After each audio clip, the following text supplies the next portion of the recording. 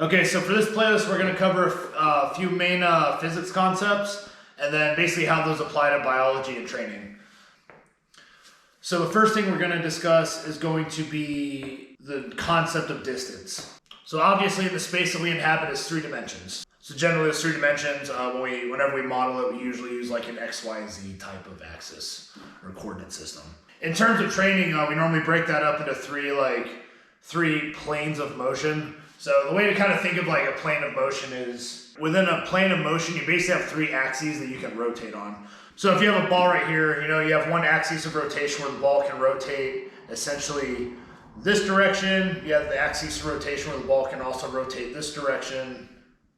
And you have the axis of rotation where the ball can rotate like this. And the ball can do 1, 2, or all of those types of rotation all at the same time. Can do any combination of them. When we look at the human body in any athletic context, we typically refer to the sagittal, the frontal, and the transverse plane.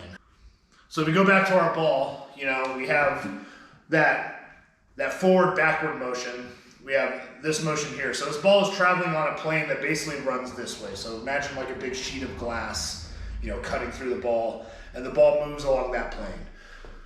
So in an athletic context, that would be like the sagittal plane. So, same thing, imagine that sheet of glass, invisible glass, whatever, running through the human body, and that basically covers any of your forward, backwards, up and down movement. We refer to that as a sagittal plane.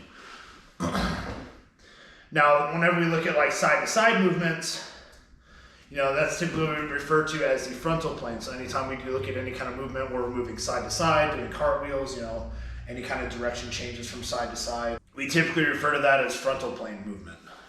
And then we have transverse plane movement, and that's generally anything where we're rotating around like a vertical axis. So imagine like a string going straight up through your body, and you rotate on that axis.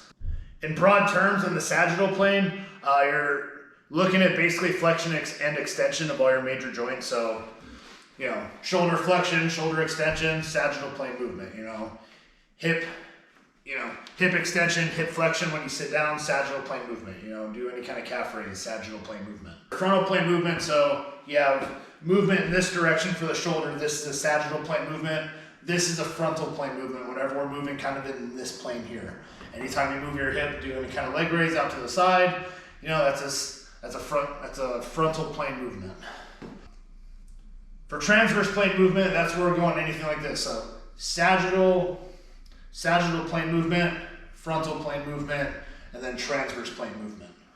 Anyway, so that being said, that's how kind of directions work. So, and then this is kind of the other key thing we want to get at here. So whenever we discuss direction and movement and motion, so we have our 3 coordinate axes basically. We have our X and our Y and our Z plane. So if we were to think of this is our X plane from, let's just, for a convention's sake for now, we'll say this is X plane, so any kind of movement along here, that's along the X axis. This is, any kind of movement up and down is going to be the Y axis, and then movement from forward to backward is going to be the Z axis. This is going to come into play when we discuss some of the other concepts in this playlist, but keep that in mind. One of the things that whenever all motion in the world that we inhabit is going to occur along a triple axis coordinate system. If we have an object that moves this way diagonally, well, that means it moved up this far along the y-axis and it moved this far along the x-axis. That's a superposition of those 2 movements that brings it to here. So when we start discussing acceleration and force characteristics later in the next video, that's going to become very important, and we're going to need that to illustrate a few concepts. So anyways, that's distance for now, and then in the next video we're going to cover velocity, and then we'll just keep moving on.